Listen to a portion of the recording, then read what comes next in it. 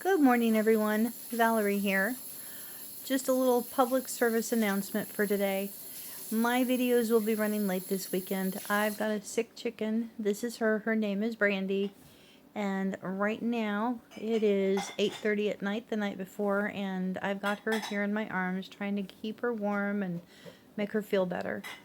So she comes first, and the video's second. I'm sure you'll understand that.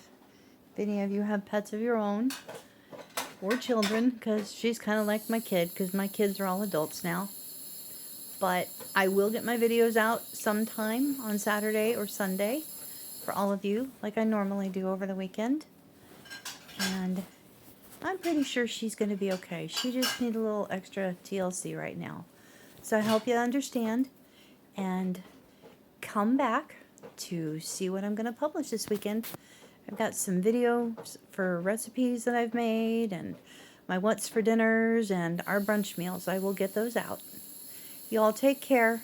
You have a very good day, night, evening, weekend, and I'll talk to you real soon.